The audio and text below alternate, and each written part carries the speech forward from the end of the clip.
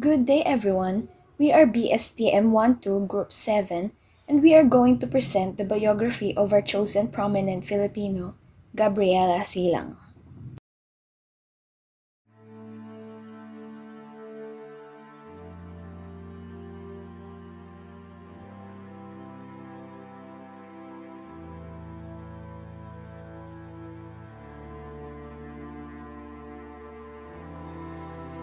Leader of a revolt in the Ilocos region of the Philippines in 1763, aimed at establishing a government to replace the Spanish colonial government.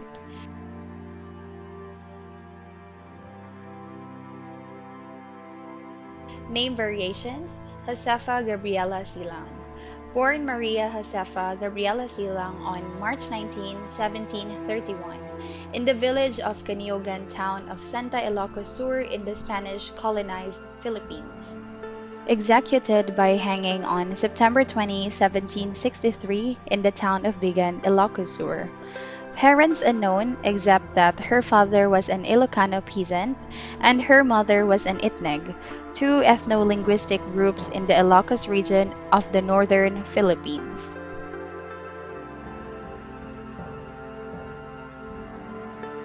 Obtained the equivalent of elementary schooling in the convent school of her town, married a rich widower around 1751, died, married Diego Silang, leader of the Ilocano or Ilocano Revolution, around 1757, assassinated May 28, 1763, no children. Separated from her pagan mother in early childhood and reared as a Christian by the town's parish priest. First marriage arranged by her father 1751. After she was widowed, married Diego Silang 1757. British seized Philippines from the Spanish 1762. After Diego's assassination, assumed leadership of the rebellion against Spanish colonial rule until her defeat, 1763. In a public square in Makati, Metropolitan Manila, stands a monument of Gabriela Silang on horseback. Her story, celebrated in poetry and song, has inspired other women of the Philippines to leadership in revolutionary movements, including Santa in the province of Leyte in 1862, and the image of Poedo as leader found its modern counterpart in the career of Corazon Aquino, elected the country's first woman president in 1986.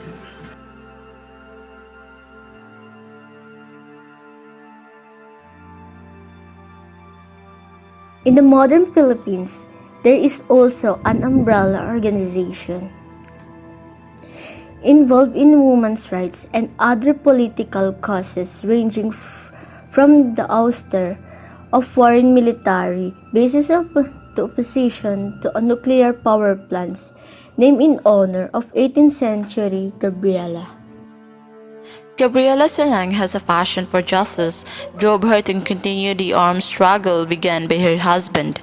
She infused the struggle with the brilliance and serenity of a woman warrior. Lilia Quindosa Santiago, a Filipino poet.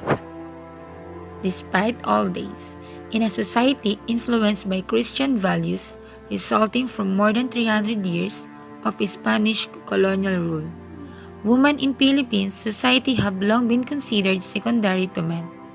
Even Gabriela, living at the time when society constricted her development into a fully rounded person, was overshadowed by her husband.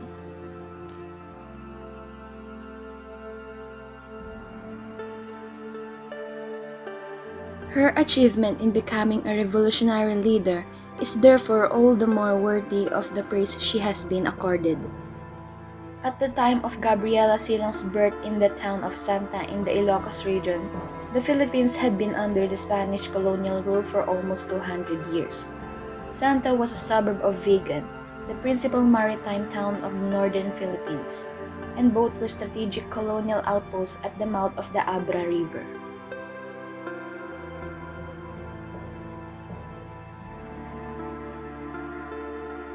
The marriage of Gabriela's parents also suggests that There was more to the interaction between upland and lowland communities than the exchange of goods. Little is actually known about Gabriela's early life, except that her father was Christian and her mother remained pagan, and that Gabriela stayed in her mother's village at some time in her youth when she developed a liking for the tribe's people.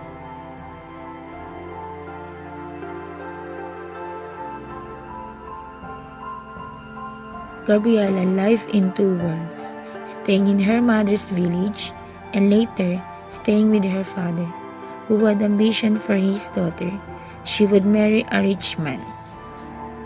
She acquired the equivalent of an elementary school education in the church convent, where Father Thomas Milan, the Taos parish priest, considered her an adopted daughter. Legend has it that when she once saw a poor woman in the churchyard, she handed over a priceless pendant as an act of charity, indicating the values of charity and philanthropy developed under the church influence.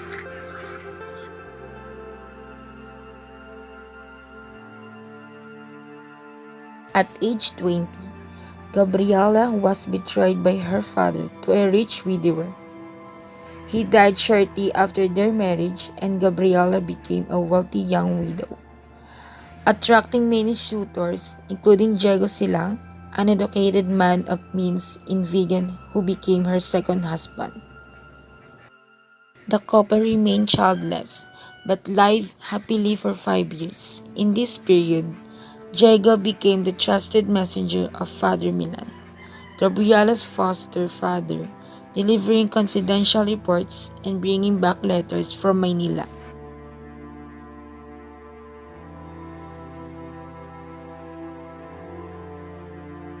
As Diego was drawn into inciting rebellion, the spirit of charity and philanthropy sown in Gabriela's childhood found fruition in her close collaboration with her husband in the cause against oppression. In their country, the principals were the class of prosperous, native elites who worked for the Spaniards as administrators and tax collectors, wielding tremendous political and economic power, able to exploit the people by collecting taxes over and above those decreed by the Spaniards. When the Silangs raised the slogan, "Wrest power from the principals and restore it to the people," they were setting out to overturn the social pyramid by attacking the class to which they themselves belonged. At first, it was only the people of the towns who rallied behind the banner of the revolt, but the Silangs also hoped to broaden their power by attracting a combined force of the inland Tunguian warriors and Ilocanos. Meanwhile, the Silangs had organized a force, armed with all sorts of weapons, that joined in a march and defeated the Spanish in a decisive battle at the town of Cabugao. Soon afterward, the Spanish were ousted from Vigan. Under British protection, Diego Silang assumed the position of Captain General and local governor in Vigan. On December 14, 1762, he proclaimed the independence of the Ilocos region and established a government of the people. Both the ousted Spanish functionaries and members of the elite were naturally aghast at the changes Diego had instituted, overturning practices that had allowed them to enrich themselves at the expense of the poor by practicing exactions and illegal usury.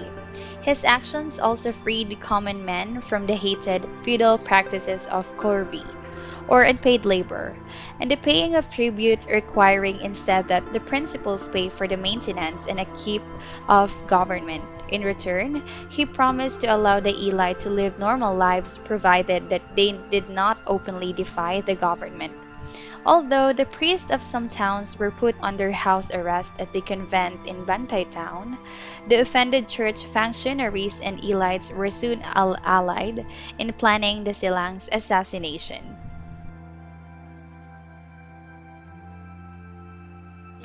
Two friends of Diego, Miguel Vicas and Pedro Becbec, were hired to carry out the plot. On May 28, 1763, on the pretext of showing a summary of the tax collection, they gained entry into the Silang house, past unsuspected guards. Gabriela, having escaped assassination, swore to avenge the death of her husband. Rallying troops under the leadership of Nicolas Carino and other trusted aides of Diego, she withdrew to Pidigan, Abra, her mother's town, in search of support from Tigan mountain warriors. Eventually, she was able to organize a force that made a dramatic surprise attack against Bekbek and his followers in the town of Santa. Putting her enemies to flight, then she joined with Carino's force in the town of Cabugao, where a fortress for the Revolutionary Army was established.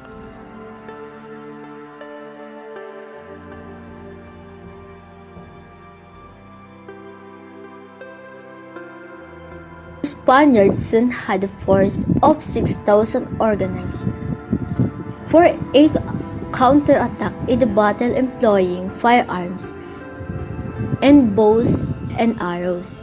Both sides fought with daring but Tingan mountain warriors, unaccustomed to fighting in the plains, were scattered by the firefight.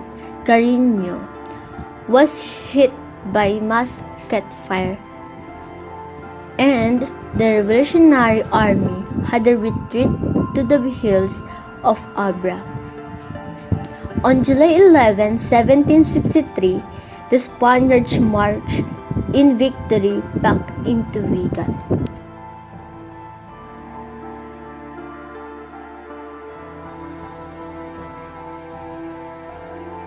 Gabriela reorganized a Tinguian force of 2,000 men, combined with the remnants of Carino's defeated force, and headed toward Vigan. But the military advance did not remain secret for long.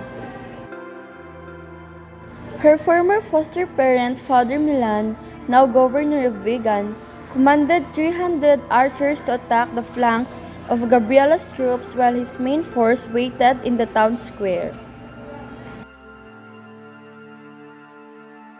In the suburb of Bantay, Gabriela's army set fire to the houses of the town's elites and principals before advancing on the walled town.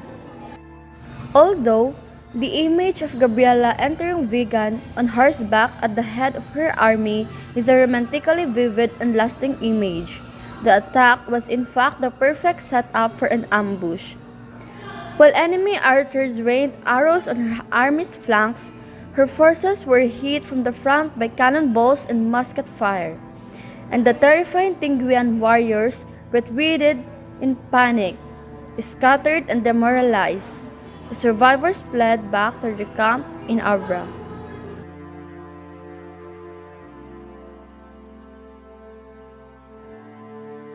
Gabriela had no time to regroup her troops.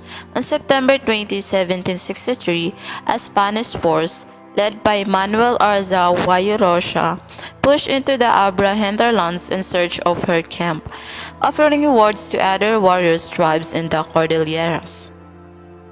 After a prolonged pursuit through the mountains, Gabriela and 90 of her followers were captured.